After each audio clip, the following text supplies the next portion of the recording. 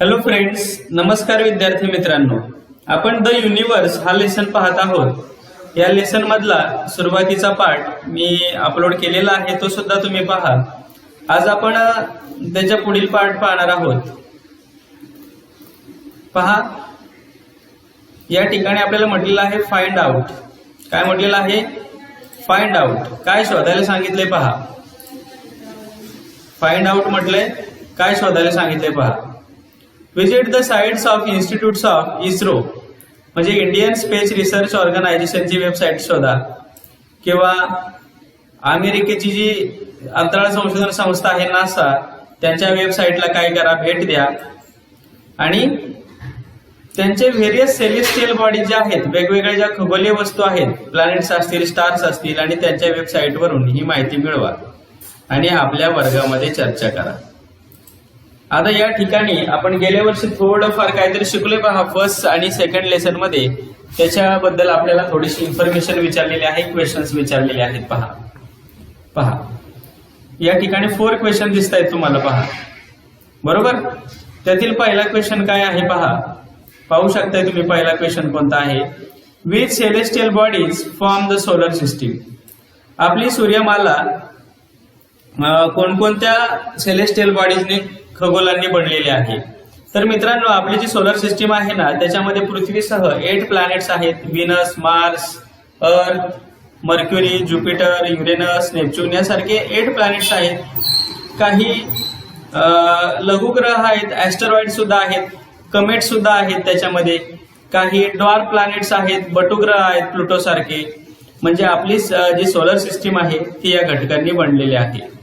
आता next question पाहूया. What is the difference between the stars and planets. Stars आणि planets याच्यामध्ये काय डिफरन्स आहे. Then friends, stars have their own light, planets do not have their own light. Stars म्हणजे जे तारे आहेत त्यांना स्वतःचा प्रकाश असतो, प्लॅनेट्सला स्वतःचा प्रकाश नसतो. पुढे, how many planets are there in our solar system. Question number 3 पहा, तुम्हाला दिसतोय स्क्रीनवर. How many planets are there in our solar system. आपल्या सूर्यमालेमध्ये किती प्लॅनेट्स आहेत, किती ग्रह आहेत. तर मित्रांनो, आपल्या सूर्यमालेमध्ये 8 प्लॅनेट्स आहेत. किती आहेत? 8 आहेत.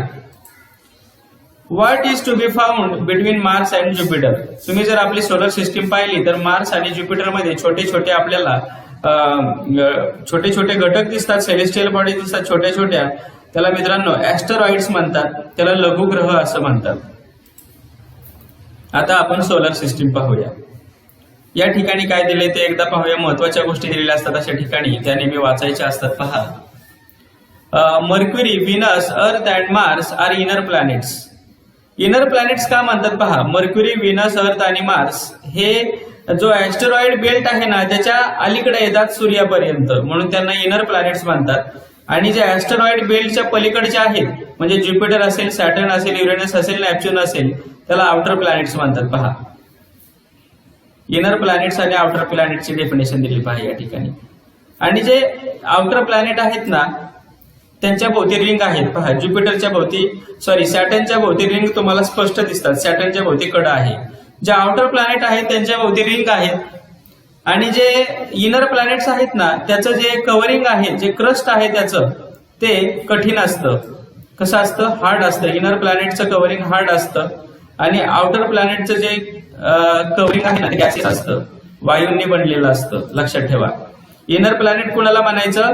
मार्स पर्यंतचे जे प्लॅनेट आहेत ना, म्हणजे मर्क्युरी, व्हीनस, अर्थ आणि मार्स, हे 4 प्लॅनेट जे आहेत की जे ऍस्टेरॉइड बेल्टच्या आतमध्ये येतात त्यांना इनर प्लॅनेट म्हणायचं. आणि ऍस्टेरॉइड बेल्टच्या पलीकडे येतात ज्युपिटर, सॅटर्न, युरेनस आणि नेपच्यून, यांना आउटर प्लॅनेट म्हणायचं. आता त्यातला अजून एक डिफरन्स आहे. जे इनर प्लॅनेट आहेत, जे सूर्याच्या जवळ आहेत, त्यांचं जे क्रस्ट आहे ते हार्ड असतं, टणक असतं. आणि जे आउटर प्लॅनेट आहेत त्यांचं जे क्रस्ट आहे, त्यांचं जे कव्हर आहे ते गॅसियस असतं, वायुरूप असतं. अजून एक डिफरन्स सांगता येतील. आउटर प्लॅनेट जे आहेत म्हणजे ज्युपिटर, सॅटर्न, युरेनस, नेपच्यून, त्यांच्या भोवती रिंग्स असतात.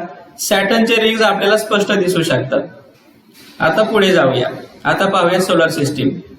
The solar system consist the sun. आपली सोलर सिस्टीम जी आहे त्याच्यामध्ये काय असतो? सन, सूर्य, प्लॅनेट्स, ग्रह, ऍस्टेरॉइड्स, लघुग्रह, कमेट्स म्हणजे धूमकेतू, मेटेअर्स, उल्का and the planets Mercury, Venus, Mars, Jupiter and Saturn can be easily seen. आपल्याला साध्या दुर्बिणीने जरी पाहिलं तर मर्क्युरी, व्हीनस, मार्स, ज्युपिटर आणि सॅटर्न हे प्लॅनेट्स आपल्याला सहज दिसू शकतात, बाकीचे दिसत नाहीत. का दिसत नाहीत? कारण की ते सूर्यापासून खूप दूर आहेत, म्हणून ते आपल्याला दिसत नाहीत. युरेनस, नेपच्यून हे खूप दूर आहेत. आता पुढे पाहूया सन. सूर्याबद्दल माहिती पाहूया. The sun which is at the centre of the solar system is a yellow current star. पहा, सूर्य हा आपल्या सूर्यमालेच्या केंद्रस्थानी आहे. कुठे आहे? तो सेंटरला आहे, बरोबर. बाकीचे जे प्लॅनेट्स आहेत ना ते त्याच्या भोवती फिरतात. Its surface temperature is around 600 degree Celsius. अरे बापरे, सूर्याचं तापमान किती आहे? त्याच्या सरफेसचं 6000 डिग्री सेल्सिअस, 6000 अंश Celsius. The size of the sun is so huge that around 13 lakh planets of the size of the earth can be easily placed within it. आपला जो अर्थ आहे ना, आपली जी पृथ्वी आहे ना, त्या पृथ्वीच्या 13 लाख पट सूर्य मोठा आहे. 13 लाख. आपली पृथ्वी बघा किती मोठी आहे आणि त्याच्या 13 लाख पट सूर्य मोठा आहे. पहा, Due to the gravitational force of the sun, the celestial bodies in the solar system revolve around it. सूर्याचं जे ग्रॅव्हिटेशनल फोर्स आहे त्याच्यामुळं बाकीचे जे प्लॅनेट्स आहेत, बाकीचे जे कमेट्स आहेत ते काय होतात? सूर्याभोवती फिरत असतात.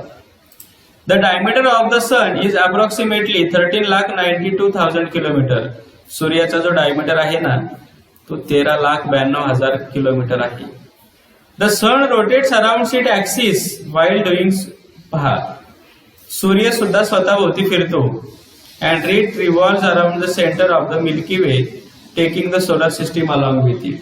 आणि तो स्वतःभोवती फिरता फिरता कुणाभोवती फिरत असतो? आकाशगंगेच्या केंद्राभोवती आपल्या सूर्यमालेसह फिरत असतो.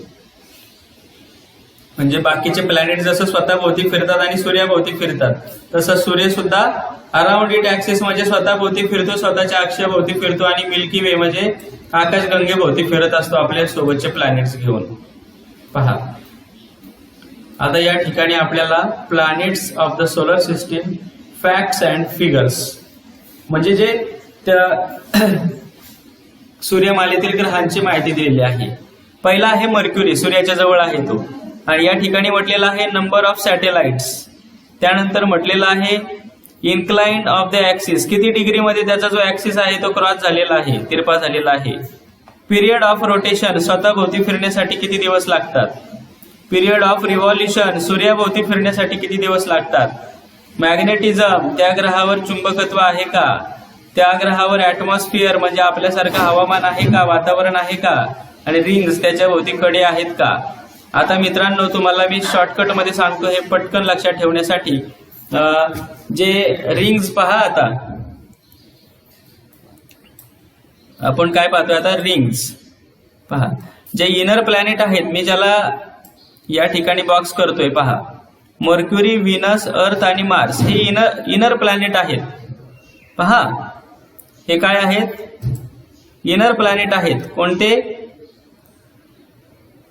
मर्क्युरी, व्हीनस, अर्थ आणि मार्स हे इनर प्लॅनेट आहेत, आंतरग्रह आहेत. कारण की हे ऍस्टेरॉइड बेल्टच्या आतमध्ये येतात. यांच्या भोवती रिंग्ज नसतात, यांच्या भोवती रिंग्ज नसतात. कुठले इनर प्लॅनेट आहेत? सुरुवातीचे 4, मर्क्युरी, व्हीनस, अर्थ आणि मार्स. यांच्या भोवती रिंग्ज नसतात. आता जो मर्क्युरी आहे ना, तिथं ऍटमॉस्फिअर नसतं. मर्क्युरीवर ऍटमॉस्फिअर नाही, बुध ग्रहावर, कारण की तो सूर्याच्या खूपच जवळ आहे. बाकी सगळ्या ग्रहांवर ऍटमॉस्फिअर आहे, वातावरण आहे. पहा, आता त्यानंतर मॅग्नेटिझम कुठं कुठं आहे पहा. मर्क्युरी, व्हीनस आणि मार्स यांच्यावर काय नाही, मॅग्नेटिझम नाही. आपली पृथ्वी हाच एक चुंबक आहे आणि जे आउटर प्लॅनेट आहेत ते सगळ्यांना मॅग्नेटिझम आहेत, बरोबर. आता पुढे जर आपण पाहिलं, आता जो ग्रह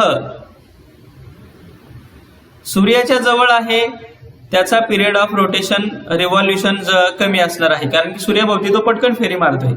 आता नेपच्यूनला फेरी मारायची म्हटल्यानंतर खूप मोठा राऊंड घेऊन यावं लागते. मर्क्युरीला रिव्हॉल्युशनसाठी किती दिवस लागतात सूर्याभोवती एक फेरी पूर्ण करण्यासाठी? 88 डेज लागतात. व्हीनसला 225 डेज लागतात. अर्थला 1 वर्ष लागतं किंवा 365 दिवस लागतात. मार्सला 1.88 इयर्स लागतात. ज्युपिटरला 11.87 इयर्स लागतात. सॅटर्नला 29 इयर्स लागतात रिव्हॉल्युशन पूर्ण करण्यासाठी. म्हणजे जसं आपण दूरच्या प्लॅनेटकडे जाऊ तसं त्याचा रिव्हॉल्युशन पिरियड वाढत जातोय. युरेनसला 84 इयर्स लागतात. नेपच्यूनला 164 इयर्स लागतात. पहा या ठिकाणी त्याचा पिरियड ऑफ रोटेशन दिलेला आहे, स्वतःभोवती फिरण्याचा पिरियड. मर्क्युरी 58.65 डेज मध्ये स्वतःभोवती फेरी पूर्ण करतो. व्हीनस 243 डेज मध्ये करतो.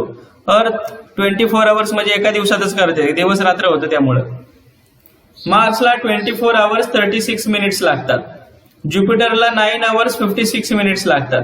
एक गोष्ट लक्षात घेतली पाहिजे मित्रांनो, हा जो ज्युपिटर आहे ना, ज्युपिटर तो आपल्या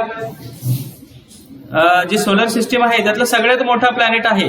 तरी सुद्धा एवढा मोठा असून तो आपलं जे रोटेशन आहे ते काय करतो, 9 आवर्स मध्येच कम्प्लीट करतो. 9 आवर्स 56 मिनिट्स मध्ये.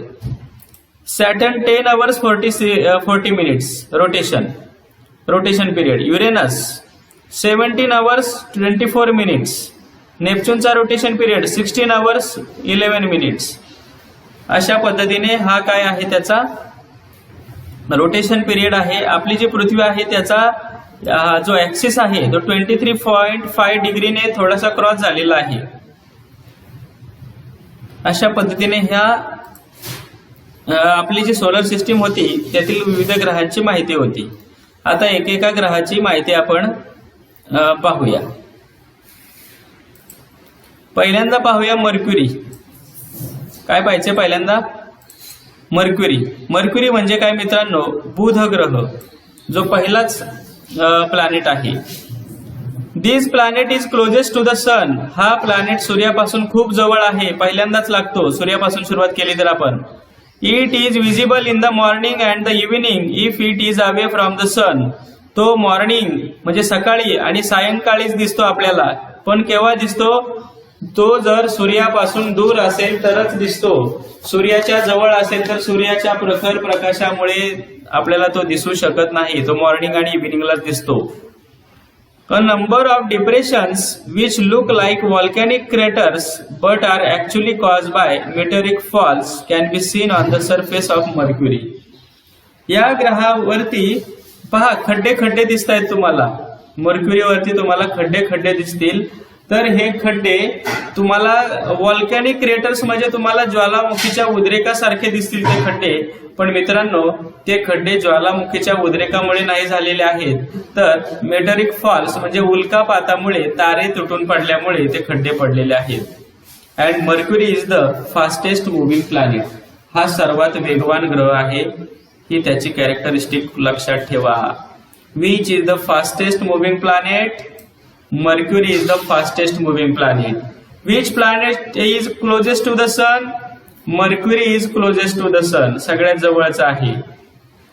त्यानंतर आपण सोलर सिस्टीम मध्ये पुढे आलो तर आपल्याला मिळतो व्हीनस. त्याला शुक्र असं म्हणतात.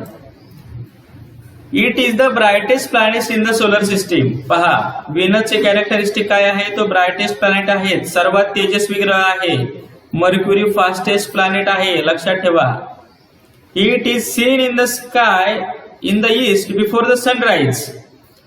सूर्य उगवण्याच्या आधी तो पूर्वेला आपल्याला दिसू शकतो पहाटेच्या वेळी. त्याला शुक्राची चांदणी सुद्धा म्हणतात. And in the west after the sunset. आणि सूर्य मावळल्यानंतर तो पश्चिमेला दिसतो. सूर्य उगवण्यापूर्वी तो पूर्वेला दिसतो आणि सूर्य मावळण्यापूर्वी तो पश्चिमेला दिसतो. म्हणजे before the sunrise we can see in the east and after the sunset we can see it in the west. It rotates around itself from east to west.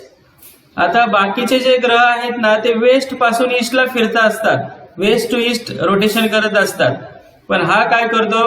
Venus east पासून वेस्टला फिरतो. म्हणून तिकडं जो सनराईज आहे ना तो आपल्याला वेस्टला झालेला दिसेल. आणि हा सर्वात उष्ण ग्रह आहे, तप्त ग्रह आहे, हॉटेस्ट प्लॅनेट आहे. ब्राइटेस्ट सुद्धा आहे, हॉटेस्ट सुद्धा आहे, लक्षात ठेवा. पुढे अर्थ बद्दल जास्त काही सांगण्यासारखं आहे, भरपूर सांगण्यासारखं, पण आपण यापूर्वी काही गोष्टी शिकलोय. पहा, it is the third planet of the solar system. सूर्यमालेतला तिसरा ग्रह आहे तो. पहिला आहे मर्क्युरी, दुसरा आहे विनस आणि तिसरा आहे Earth. No other planets other than the Earth has life on it. पृथ्वी सोडली तर कुठल्याच ग्रहावर लाईफ म्हणजे सजीव आपल्याला आढळत नाहीत. There are no living things on other planets other than the Earth. पृथ्वी सोडली तर कुठल्याच ग्रहावर आपल्याला सजीव दिसत नाही. As the Earth is a magnet. पृथ्वी हा एक चुंबकच आहे. And there is a magnetic field around the Earth. आणि पृथ्वीभोवती चुंबकीय क्षेत्र आहे. आणि हे चुंबकीय क्षेत्र असल्यामुळे काय होतं, या चुंबकीय क्षेत्रामुळेच, मॅग्नेटिक फील्डमुळेच काय होतं, it diverts the harmful rays from the sun toward the polar regions. जे हार्मफुल रेज असतात सूर्यापासून येणारे, ते पृथ्वीच्या मॅग्नेटिक फील्डमुळे जे पोलर रिजन आहेत, म्हणजे पृथ्वीचे जे दोन टोक आहेत, उत्तर आणि दक्षिण, तिकडं ते पाठवले जातात किंवा तिकडं ते वळवले जातात. पुढचा प्लॅनेट आहे मार्स. फोर्थ प्लॅनेट आहे. As the soil on the Mars contains iron. आता हा मार्स तुम्हाला थोडासा रेड कलरचा दिसेल, तर तो रेड कलरचा का आहे मित्रांनो, कारण की त्याच्यावरची जी सॉइल आहे ना, त्याच्यावरची जी माती आहे ना, त्याच्यामध्ये आयर्न आहे, त्याच्यामध्ये लोह आहे आणि त्याच्यामुळे त्याचा रंग रेडिश दिसतो आपल्याला. So Mars is called red planet, म्हणून मार्सला रेड प्लॅनेट म्हणतात. The highest and the longest mountain in the solar system Olympus Mons is located on Mars. म्हणजे सूर्यमालेतला सगळ्यात उंच आणि लांब पर्वत जो आहे, की ज्याचं नाव ऑलिम्पस मॉन्स आहे, हा ऑलिम्पस मॉन्स नावाचा जो पर्वत आहे, हा जो माउंटन आहे, तो कुठं दिसतो आपल्याला, मार्स म्हणजे मंगळ या ग्रहावर दिसतो. पुढे आहे मित्रांनो ज्युपिटर. हा जो ज्युपिटर आहे ना, it is the largest planet of the solar system. हा सूर्यमालेतला सगळ्यात मोठा ग्रह आहे ज्युपिटर, लक्षात ठेवा. It is also huge that as many as 1397 planets of the size of the earth. म्हणजे पृथ्वीच्या 1397 पट तो मोठा आहे. कोण? Jupiter. And can get accommodated in it. म्हणजे पृथ्वीसारखे 1397 ग्रह या ज्युपिटरमध्ये बसू शकतात, एवढा तो मोठा आहे. आणि सूर्यामध्ये किती बसू शकतात आपण आता शिकलो, 13 lakh. Even though the planet is so huge. तो इतका प्रचंड मोठा असला तरी, मी मागाशी सांगितलंय, it revolves around itself with a great speed. तो स्वतः भोवती खूप वेगाने फिरतो आणि त्यामुळे काय होतं, त्याच्या गुरुग्रहावर as huge storms occur frequently on it. आणि त्याच्यावर प्रचंड अशी मोठी वादळं येत असतात. कोणत्या ग्रहावर? या ज्युपिटर गुरुग्रहावर. आणि म्हणून त्याला स्टॉर्मी प्लॅनेट सुद्धा म्हणतात. त्याला वादळी ग्रह असं सुद्धा म्हटलं जातं. त्याला काय म्हणतात? स्टॉर्मी प्लॅनेट, म्हणजे वादळी ग्रह सुद्धा म्हणतात. पुढचा प्लॅनेट आहे सॅटर्न, म्हणजे शनी ग्रह आहे. It is the 6th planet of the solar system. तुम्ही सिक्वेन्सली लक्षात ठेवायचे जेव्हा लर्न कराल तेव्हा. आणि तो कुठं आहे? ज्युपिटरच्या नंतर येतो तो. It is considered to be a peculiar planet. तो जरा वेगळाच ग्रह आहे असं म्हणतात. थोडासा वैशिष्ट्यपूर्ण ग्रह आहे. का? Because of the rings around it. त्याच्या भोवती रिंग्स आहेत, तुम्हाला दिसत आहे त्याच्या भोवती, पहा रिंग्स आहे त्याच्या भोवती. And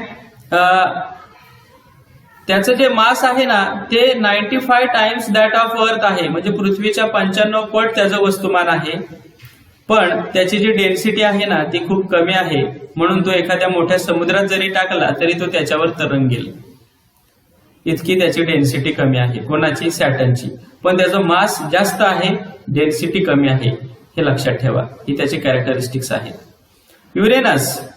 it is the 7th planet in the solar system. हा आपल्या सूर्यमालेतला 7वा ग्रह आहे. It cannot be seen without a telescope. तो आपल्याला टेलिस्कोप शिवाय दिसू शकत नाही. It's axis is so greatly inclined. त्याचा जो अक्ष आहे ना, ऍक्सिस जो आहे तो खूप कललेला आहे. किती डिग्रीमध्ये कललेला आहे पाहू शकतो आपण या ठिकाणी बुकमध्ये. पहा, त्याचा जो ऍक्सिस आहे युरेनसचा, तो पहा सगळ्यात जास्त त्या ऍक्सिस कललेला आहे त्याचा. पहा 97 डिग्रीमध्ये तो क्रॉस झालेला आहे त्याचा ऍक्सिस. मग तो ग्रह आपल्याला सरळ फिरताना दिसणार नाही, तो गडगडत किंवा घरंगळत गेल्यासारखा दिसेल, एवढा त्याचा ऍक्सिस काय झालेला आहे, झुकलेला आहे, म्हणून तो असा घरंगळत गेल्यासारखा दिसतो त्याच्या कक्षेमध्ये. आता सगळ्यात लास्ट प्लॅनेट जो आहे आणि 8th प्लॅनेट जो आहे तो आहे Neptune. In the a season on Neptune last for about 41 years. हा जो नेपच्यून ग्रह आहे ना त्याच्यावर एक ऋतू आला तर तो जो सीझन आहे ना तो 41 वर्ष टिकतो. आपल्याकडे समर सीझन असतो, विंटर असतो, रेनी सीझन असतो, जास्तीत जास्त 4 महिने असतो. पण हा जो नेपच्यून आहे त्याच्यावर एक ऋतू 41 वर्ष असतो. On this planets winds blow with extremely high speed. या ग्रहावर जे वारे आहेत ना ते हाय स्पीड म्हणजे खूप वेगाने वाहत असतात. या ग्रहावर वारे खूप वेगाने वाहत असतात. अशा पद्धतीने मित्रांनो ही आपली सोलर सिस्टीम होती. याचा जो पुढचा पार्ट आहे सॅटेलाइट, ऍस्टेरॉइड, डॉर्क प्लॅनेट, हे आपण पुढील व्हिडिओमध्ये पाहणार आहोत. त्याची लिंक मी तुम्हाला डिस्क्रिप्शन मध्ये दिलेली आहे, ती सुद्धा तुम्ही पहा. थँक्यू.